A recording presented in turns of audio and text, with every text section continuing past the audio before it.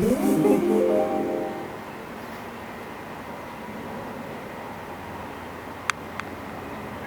know, you normally get a lot of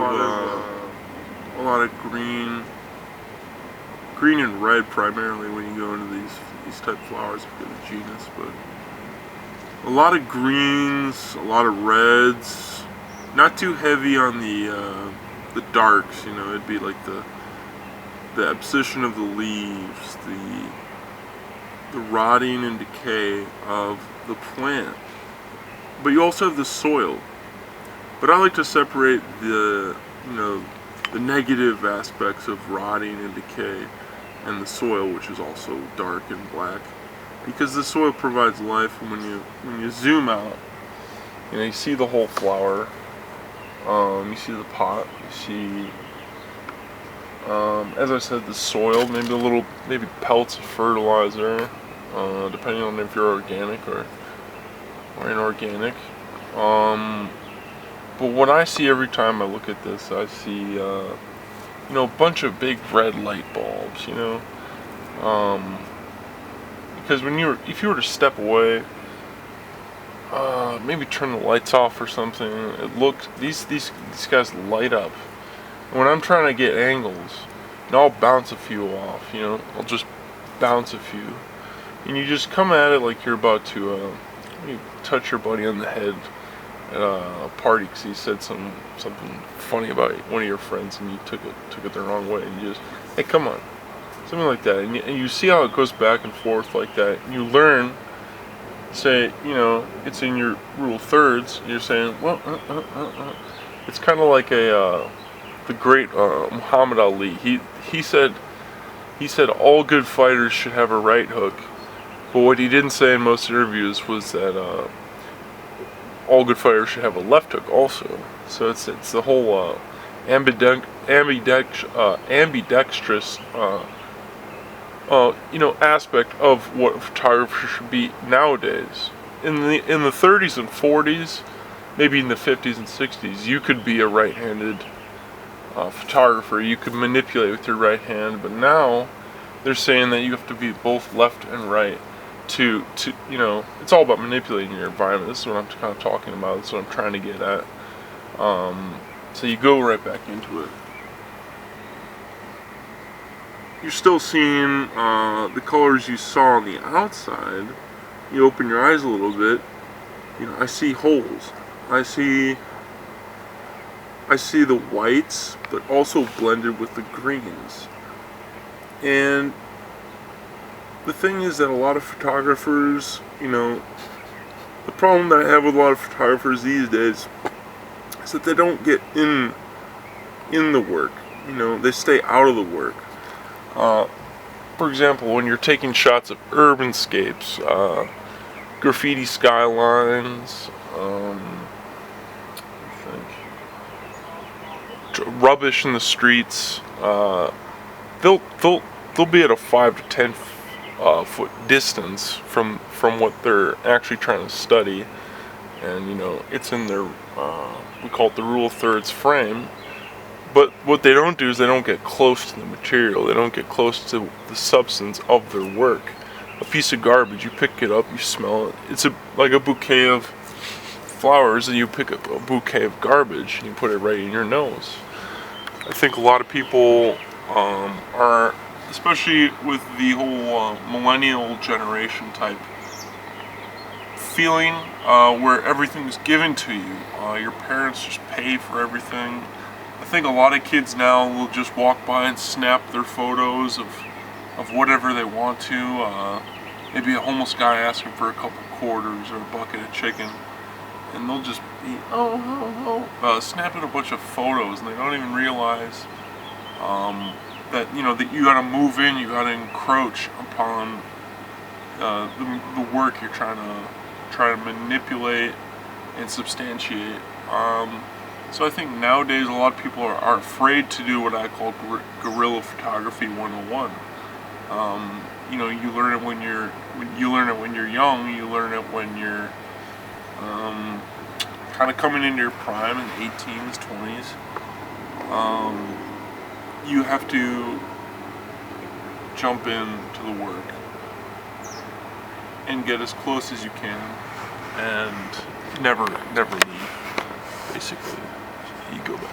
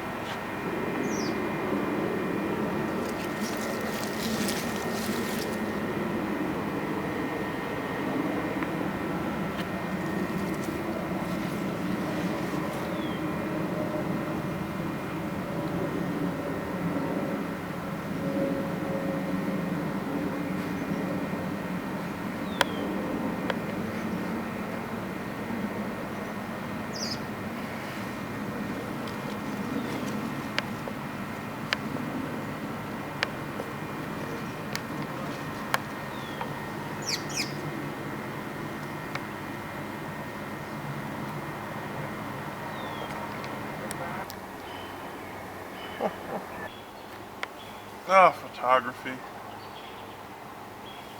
Yep.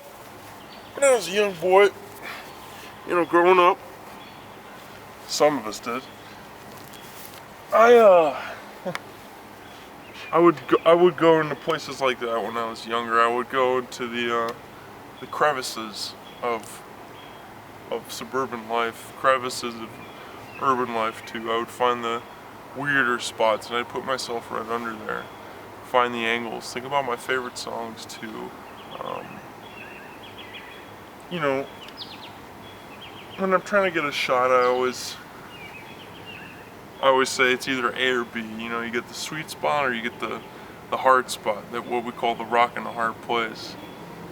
And a photographer's worst nightmare, some could say, is when you have the angle, but you don't have the shot. Now, some might say that's kind of confusing. What do you mean by having the angle and you don't have the shot? Because if you have the angle, you made those measurements. You calculated the increments of the rules of thirds that you wanted to attain, and you're telling me after all that busy work and hustle and bustling, I don't have the shot? You're right. You don't have the shot. See. What people don't know is that in photography, it's like a 3-point non-fiction story. You have your rising action, plot development, climax, and downfall. And when you have your shot, you have to factor your lighting, your focus, the optical range you want to twist, and at the same time, you have to be doing something different. So, people will say, "Oh, you talk about this, talk about that." I'm kind of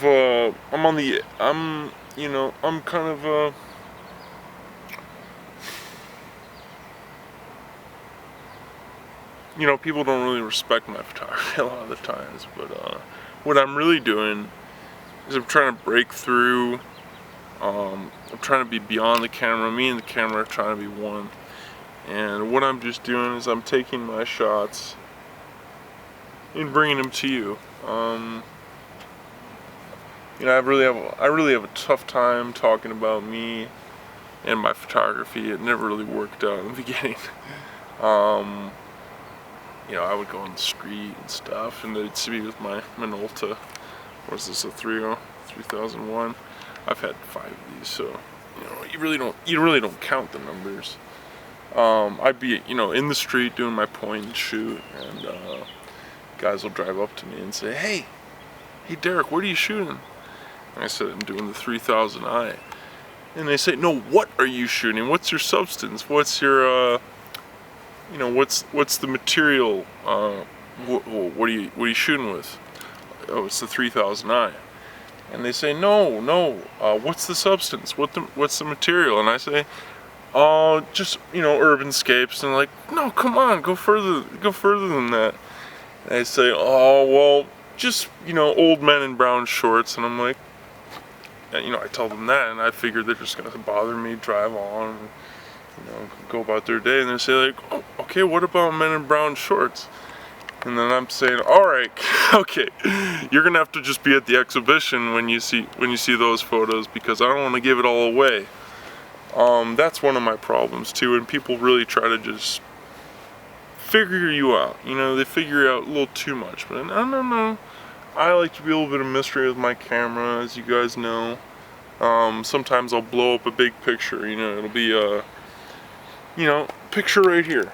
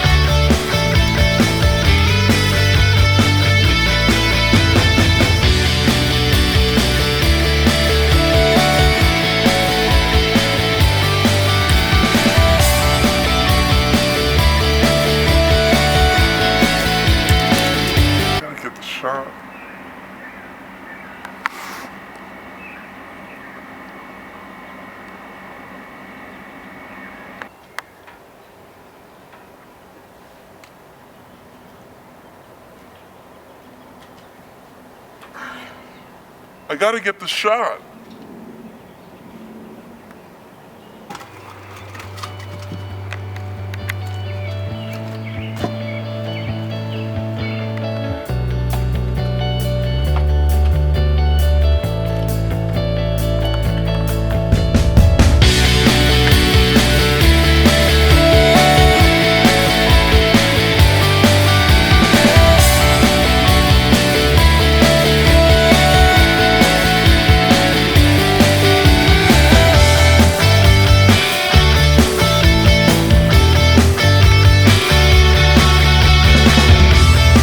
Gotta get the shot.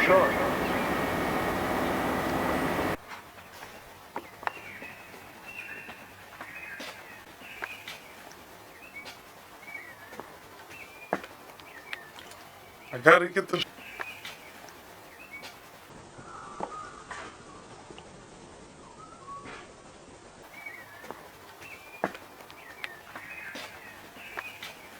I gotta get the shot.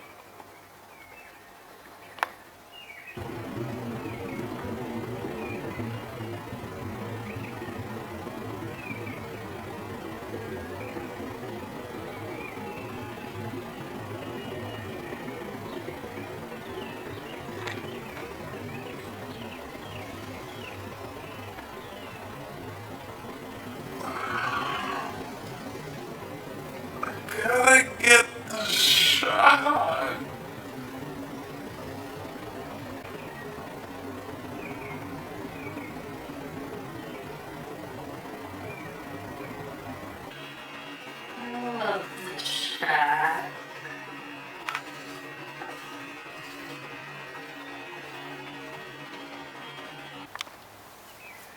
A good photographer is like a good sniper.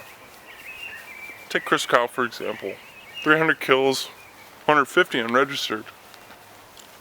In every shot, calculated. Angles, motive.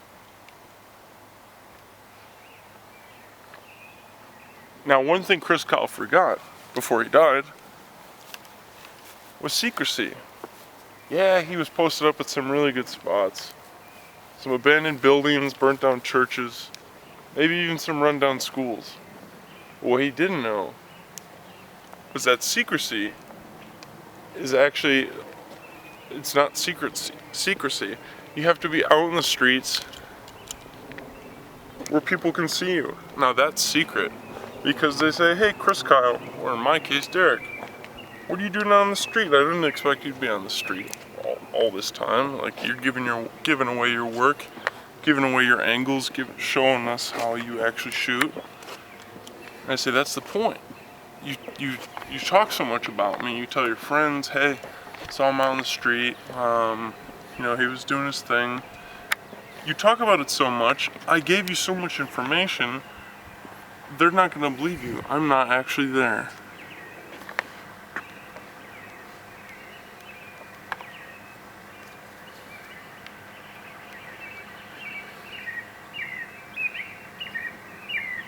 Gotcha.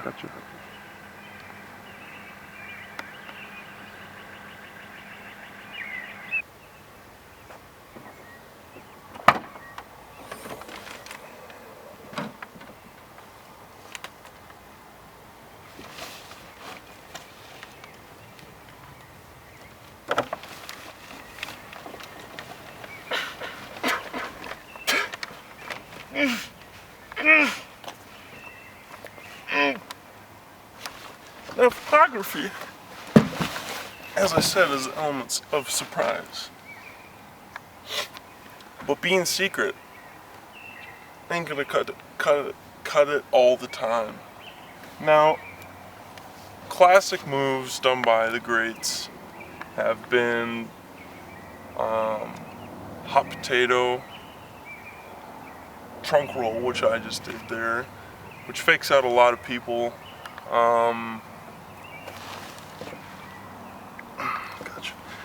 And they really don't understand what you're doing, but what you're doing is you're opening up the environment, opening up the substance material. See, the photographer and the environment need to start talking to each other more, I think. Yeah, you snap a photo, yeah, you like it and you appropriate it, as some of the great leftist photographers have always said. Appropriation of the substance material.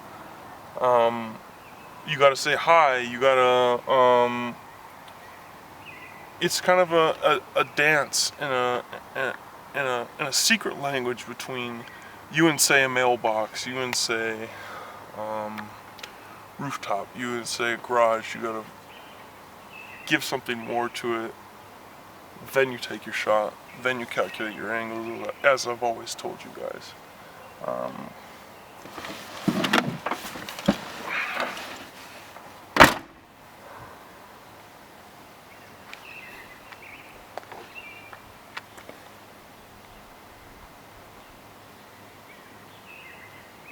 As I've told you guys, a lot of time people come up to me in the street and say, hey Derik, why are you in the streets to begin with?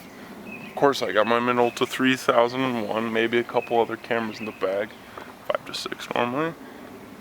This is secrecy part 3, by the way. And I say, I'm just walking around.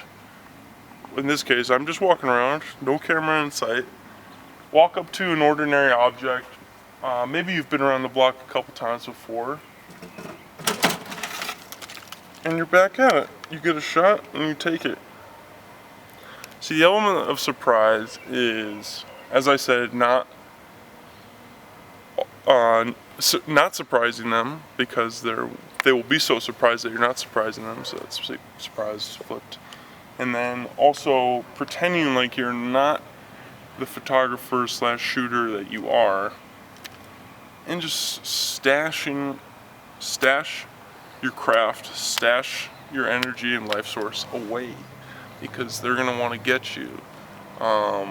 Put it under the wheel of a car. Hide it in parking lots, hide it in trees that you'll be coming close to on your daily route.